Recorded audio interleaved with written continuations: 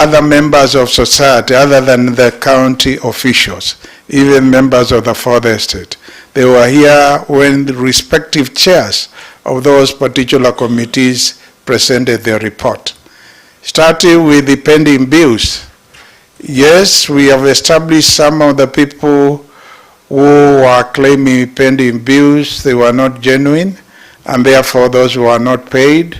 We established some had done work for the county government of Kitui. The work was given properly, but for one reason or another, they had not been paid, and therefore we set up a process of having them paid, the money they were supposed to be paid. And we are paid slightly over 1 billion Kenya shillings, people who had done work and they had not been paid.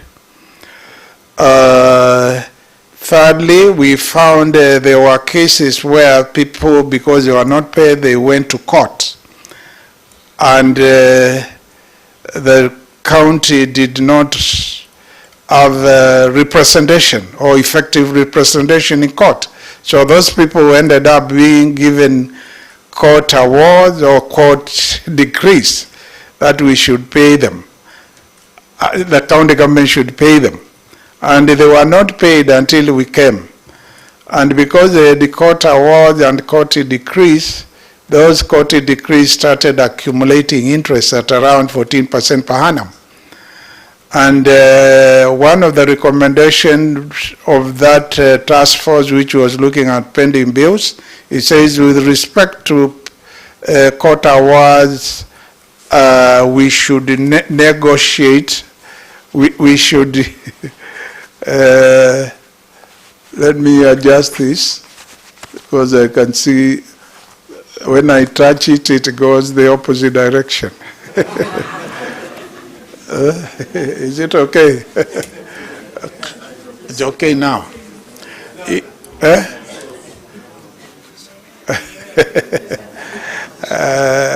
Okay.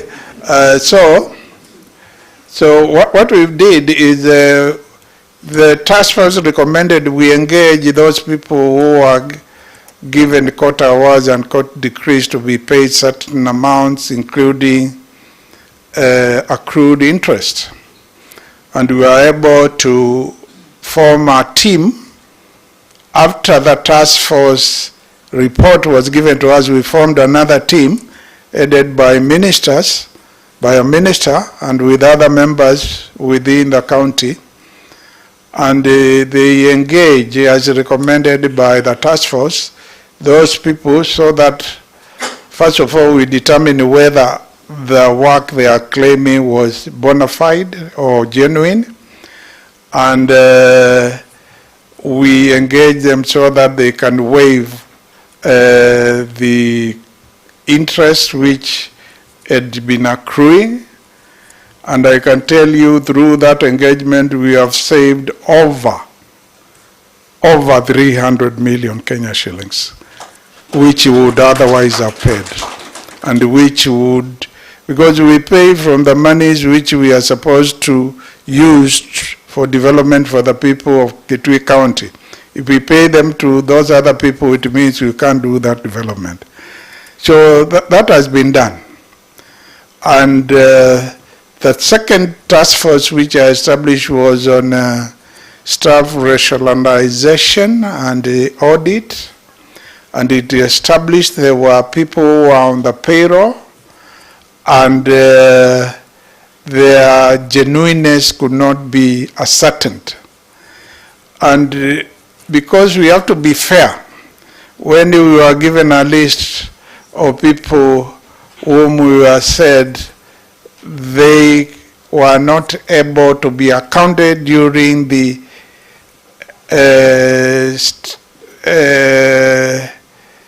staff audit, or who did not have the requisite papers and qualifications. We again set another team which was to look at that and give those people a fair chance to be heard before they are removed from the payroll.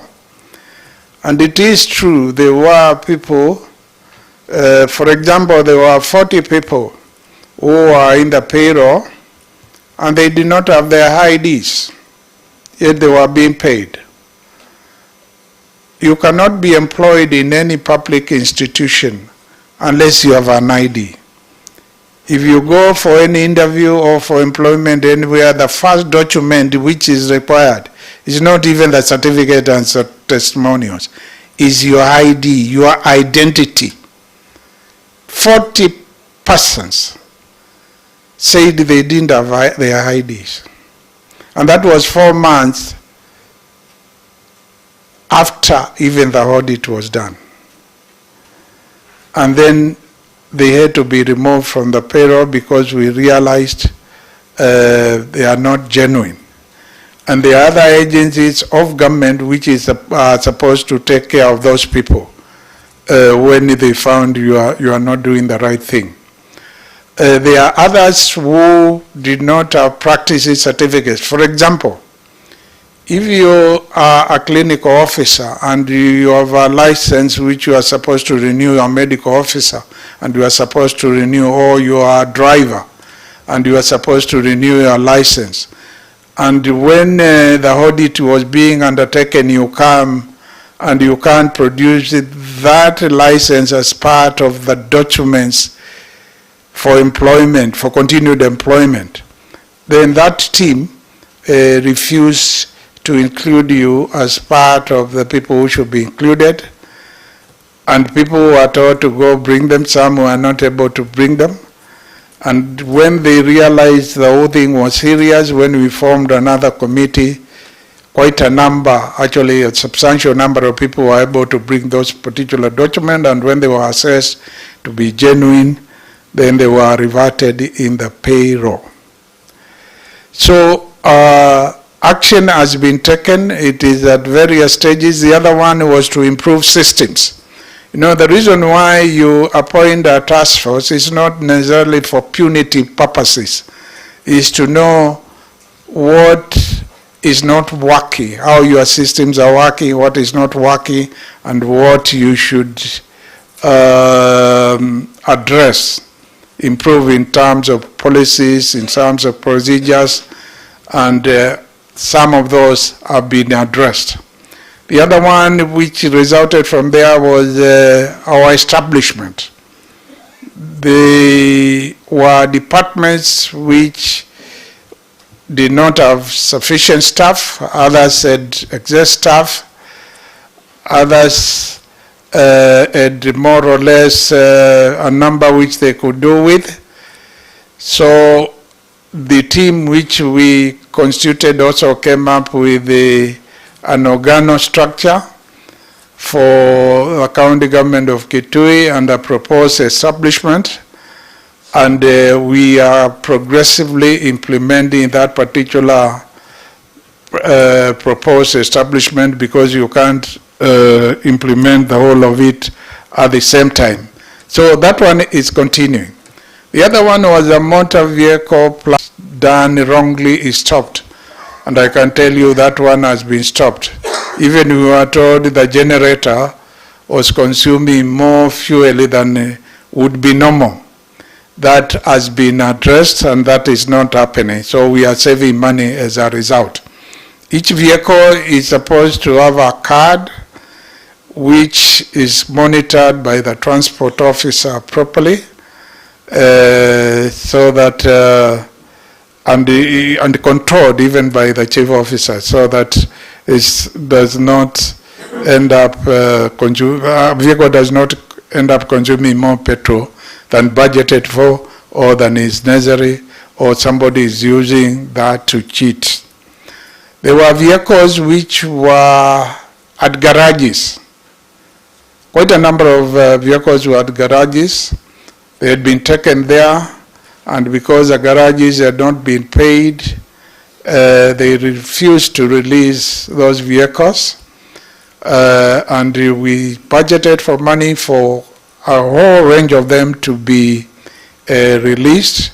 There are a couple of them which are still there, and this financial year we are going to make sure they are released so that they can be utilized. And that's the reason why in our budget we said we are not going to budget for new vehicles. First of all, let's just pay the modest amounts for the vehicles which have remained in garages so that they can be utilized. The other task force which I formed was one which looked at the Kitui County River Basin Sand Utilization and Conservation Act. Is an act now, 2024. That task force, you all know, it finishes work on time. And their end product was to produce a bill, a draft bill, and a draft policy.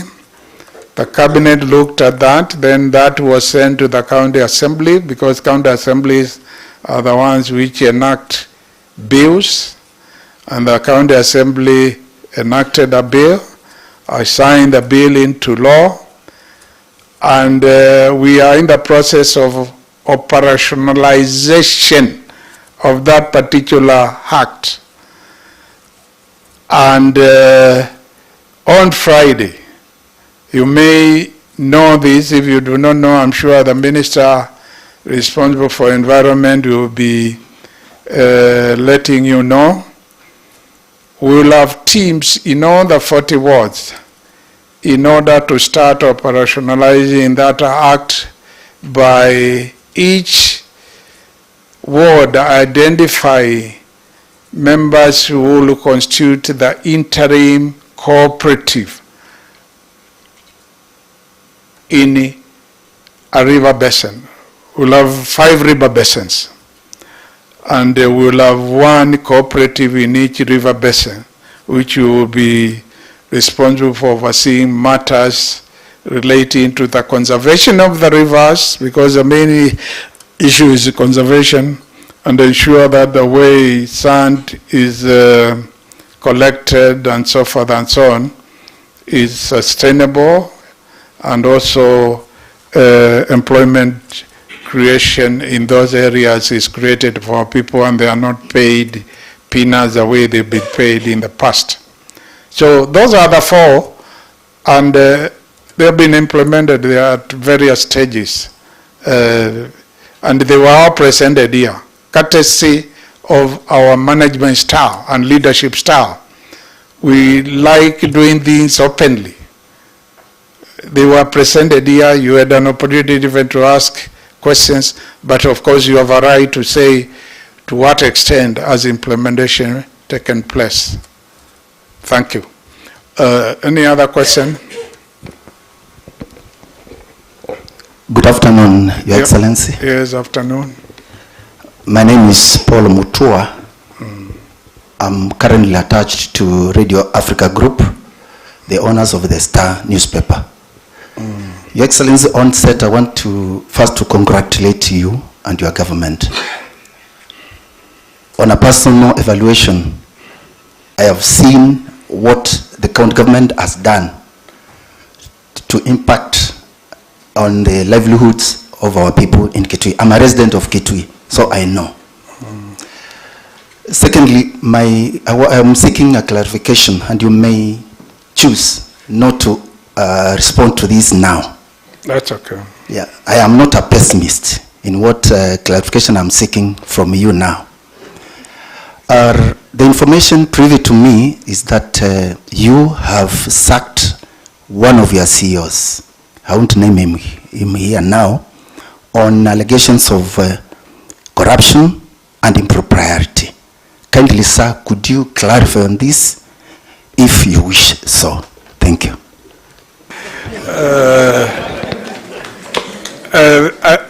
Thank you very much for that question. There is nothing to hide. Yes, the chief officer responsible for lands, Mr. Kibunji, was dismissed by the county government of Kitui following complaints which were received that he had solicited and obtained money from somebody whom he had promised to assist to be awarded a contract. And that person wrote a letter to us, and because disciplinary matters of public officers is vested with a county public service board, who don't just sack, they follow certain procedures of making sure somebody is heard. So that letter was given to the County Public Service Board. The County Public Service Board invited the complainant to go and tell our story. She's a lady. And she said, yes, this happened. He said, I'll give you a contract, give this kind of amount of money. There's no little money, it's 2 million. And some were given to him, others given to the driver. And she was able to narrate to the County Public Service Board what happened. And then because we have a law which is fair administration of justice, or if you wish to use basic language, rules of natural justice, you can't condemn anyone unheard. Mr. Kivunzi was invited through a letter initially. He told there are these allegations, what is your take? He wrote some response. Then later on he was invited physically to appear, and he appeared together with a lady, and they each said their bit. And then the County Public Service Board, which has constituted a committee to look into that, they looked at what was said, the evidence which was there, and they came to the conclusion that indeed what the lady was alleging was truthful, and therefore in the circumstances, they wrote a report which was brought to me, and after looking at the report, I said, in the circumstances and given what we have said, we will not tolerate, that is, people who are conning people because through the offices they hold, we have to let that particular officer go. And that's what happened. So a letter was written by the county secretary, who is the head of the public service, to Mr. Kivunzi, and that's where we are. So I've been open as I can. I can't be open more than that. And I want to take this opportunity now that you have asked that question to let all chief officers, all ministers, all officers know, if you engage in those, we'll also let you go and do those things somewhere else. Of course, when the people go out there, they lie.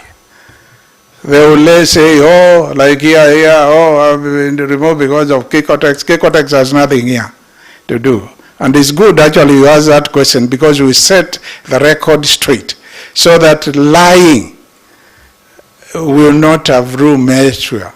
You have heard from the horse's mouth, that is what happened. Thank you.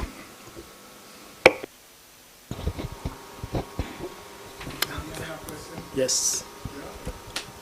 My name is Kitavi Mutua from Daily Nation.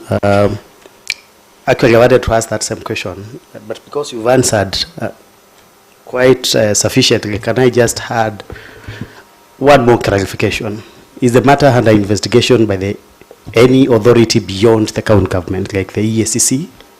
And to clarify on that, that department, we get all these stories from the social media, was involved in acquisition of land. a place called Tharaka.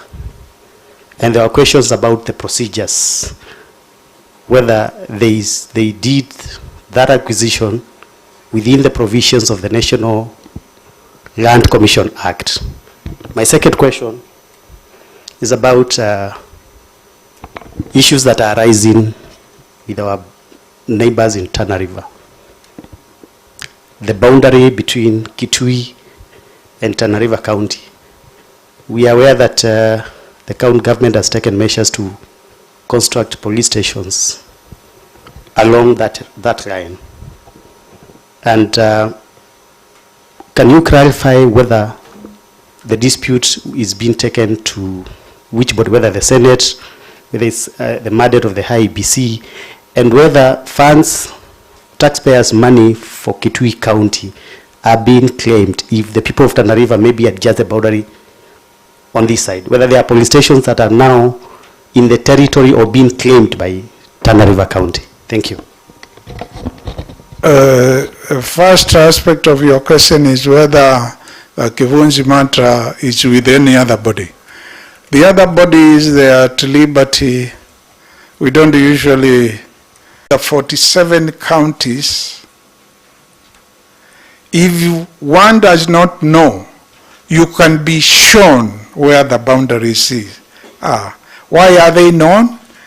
It's because the 47 counties of the Republic of Kenya are the 47 districts which were established when the Districts and Provinces Act of 1992 was enacted. And for that act to be enacted, there was a process. And the process is the government, then it was a national government, we didn't have counties in 1992, they established a commission whose terms of reference was to indicate the districts and show the boundaries. So if you go into that act, it describes each county using survey language. It will say, for example, Kitui County, they will start from a point, usually use natural features like Tana River, and it will say you go northwards along Tana River, so many kilometers. When you get to a certain point, you go northwest, so many kilometers, and so forth and so on. And therefore, if you get, and I said this the other day, even a graduate who has done surveying and photogrammetry, those are the people who do survey, University of Nairobi and other universities which offer those courses.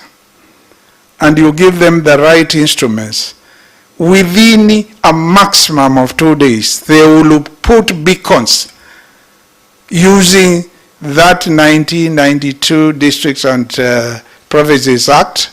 And if you go to the Survey of Kenya, it is in Roraka, you get a map which shows how the boundaries are. So those are the boundaries which are there. And if you read again the Constitution of Kenya 2010, Article 6, Subarticle 1, it says the Republic of Kenya is made up of the counties listed in Schedule 1 of the Constitution. If you go to Schedule 1 of the Constitution, county number 1 is Mombasa County. County number 47, because we have 47 counties, is Mombasa. No, Nairobi, sorry. Mombasa and your county number 1, 001. Joho used to say county 001. And we are county 015, 15. Machakos 016, Makueni 017. Tana River is some number in there.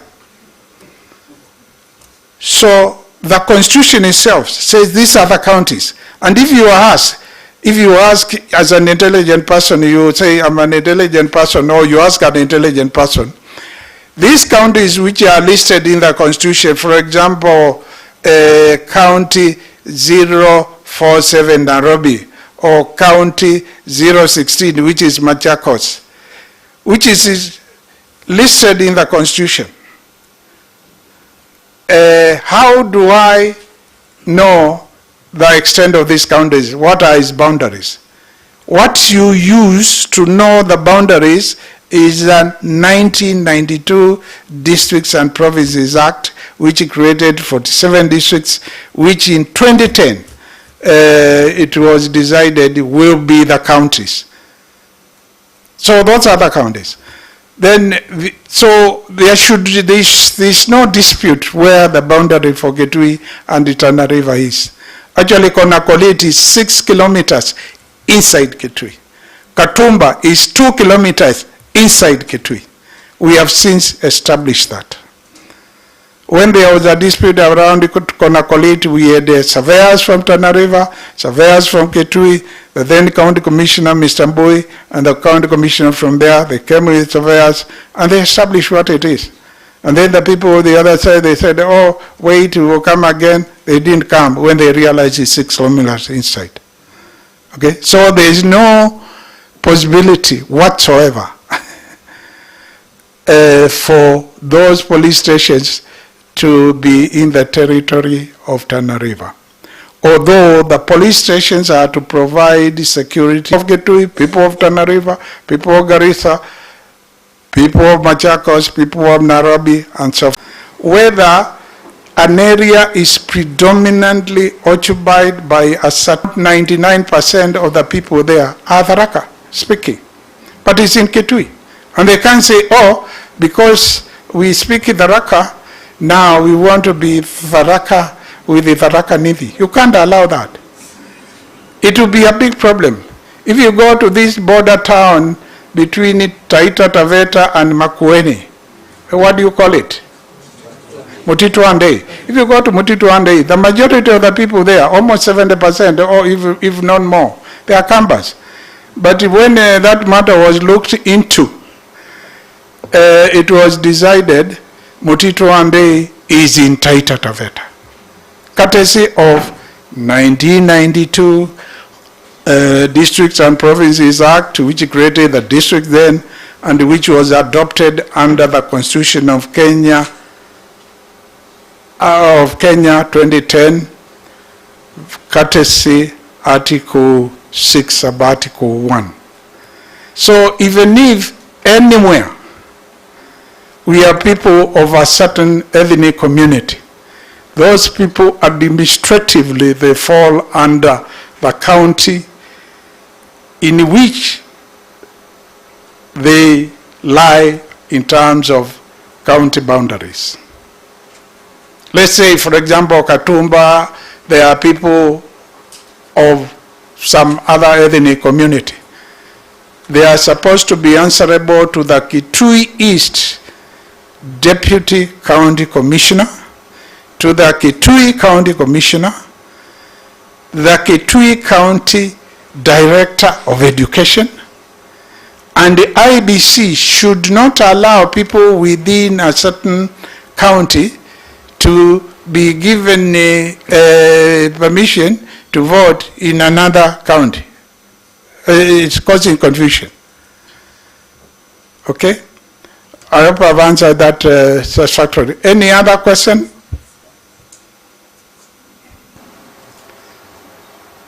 Okay, I think we'll stop there. And thank you very much for coming. And imwezi tuazia wizi na wizi maenda hava kumwekwithu owa nikanatutiania nesa. Thank you.